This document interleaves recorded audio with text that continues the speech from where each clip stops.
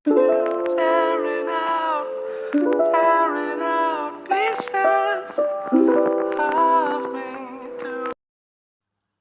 Perkenalkan, kami dari kelompok 1 akan mempresentasikan materi tentang film November 1828, yaitu tentang Pangeran Diponegoro. Hasil ini adalah hasil dari diskusi kami bersama setelah menonton film tersebut.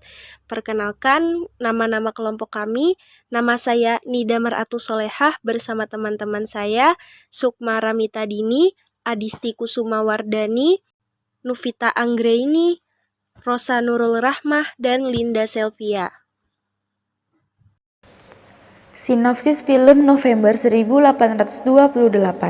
Jalinan kisah November 1828 ini dimulai ketika Kapten Van der Bos disertai pasukannya berusaha mengorek informasi tentang lokasi persembunyian Sentot Prawirodirjo, tangan kanan Pangeran Diponegoro, Jayeng Wirono. Seorang demang gila jabatan memberitahukan bahwa Kromo Ludiro lah yang mengetahui informasi tersebut.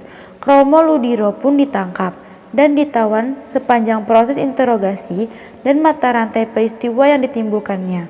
Terlihat bahwa di balik konflik antara Belanda dan rakyat Jawa ini sebenarnya berkecamuk konflik internal yang tak kalah dahsyat. Kapten de Bors pada film ini banyak disulut oleh ambisi pribadi. Ia gerah karena perwira lain yang lebih muda dari dia ternyata sudah meraih pangkat lebih tinggi.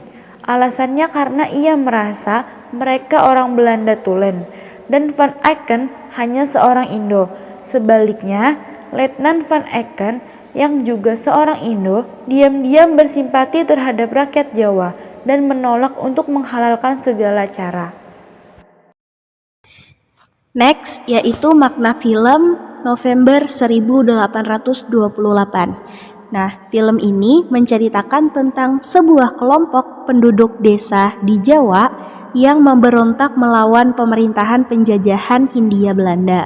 Film ini mengandung tema loyalitas dan pengkhianatan. Film November 1828 merupakan salah satu film sejarah. Film tersebut menggambarkan bagaimana penduduk di suatu desa di suku Jawa melalui kepemimpinan Pangeran Diponegoro, serta tangan kanannya yaitu Sentot Prawirodirjo yang memberikan perlawanan atau pemberontakan terhadap pemerintahan kolonialisme Hindia Belanda. Hal tersebut dikarenakan pemerintahan kolonialisme Hindia Belanda secara sewenang-wenang menarik pajak yang tinggi kepada rakyat di desa tersebut. Yang pertama ada Kapten Van der Bos. Memiliki watak yang keras, gerusa-gerusu, gila kekuasaan, temperamental tinggi, serta tidak dapat menerima pendapat orang lain. Dia selalu menyelesaikan masalah dengan cara kekerasan, serta dia tidak segan untuk membunuh orang yang tidak sependapat dengannya. Salah satunya adalah Kromo Dirullah yang ditahan serta disiksa bersama keluarganya untuk mengaku di mana persembunyian pasukan Sentot Prawirodirjo. Akan tetapi, karena Kromo Dirullah tidak mau mengaku di mana tempat persembunyian pasukan Sentot Prawirodirjo, pada akhirnya Kapten Van der Bos membunuhnya dengan tembakan peluru di dadanya. 2. Letnan Van Eycken memiliki watak yang sabar, tidak mudah emosi, mempercayai apa yang menjadi sebuah kebenaran, keadilan, memiliki ideologi yang tinggi, dan selalu menyelesaikan masalah dengan menggunakan hati. Salah satu contohnya adalah ketika dia selalu menahan para pasukan yang berbuat kejam kepada istri serta keluarga Kromo Ludiro dengan berpegangan teguh pada kepercayaan serta ideologi tersebut sampai dia rela untuk mempertaruhkan nyawanya demi sebuah kebenaran yang ditanamkan oleh orang tuanya sejak kecil.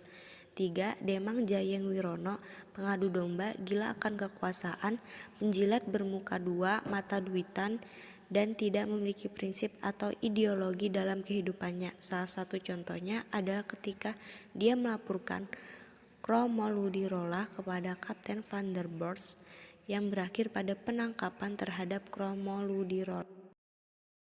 Selanjutnya, Kromo Ludiro memiliki watak yang setia pada kelompok serta bangsanya, memiliki ideologi yang tinggi, tidak takut ancaman, memegang teguh prinsip nilai kebenaran yang dipercayainya. Salah satu contohnya adalah ketika dia ditangkap oleh pasukan Kapten Van der Bos dan ditahan beserta keluarganya. Kemudian dia dan keluarganya disiksa dan dipaksa untuk memberitahu tempat persembunyian pasukan Sentot Prawirodirjo. Akan tetapi dengan memegang prinsip akan nilai kebenaran yang tinggi, dia tetap tidak mau untuk memberitahu keberadaan pasukan Sentot Prawirodirjo kepada Kapten Van der Bos, walaupun pada akhirnya nyawa dia harus melayang di tangan Kapten Van der Bos. 5. Laras, seorang wanita yang bersifat lemah lembut, halus, ramah, penyayang, jujur, dan berani. Sifat keberaniannya itu dibuktikan dengan perkataannya dengan Bort saat ia ditangkap, dikurung lalu disiksa oleh Belanda di dalam kandang. Tembak saya jika Belanda melemahkan kaum perempuan. Dibutuhkan keberanian bagi seorang wanita menentang seorang pemimpin dari bangsa penjajah yang kejam seperti Bort yang mudah sekali menembak lawannya. 6. Ada Jarot atau anak padepokan, pemberani, rela berkorban, berjiwa kesatria, jujur, sopan, dan soleh. Yang 7. Ada Bondan atau anak Demang, penurut, pemberani, licik, mudah terpengaruh, tidak teguh pendirian, dan serakah. Nilai yang dapat diambil dari film November 1828.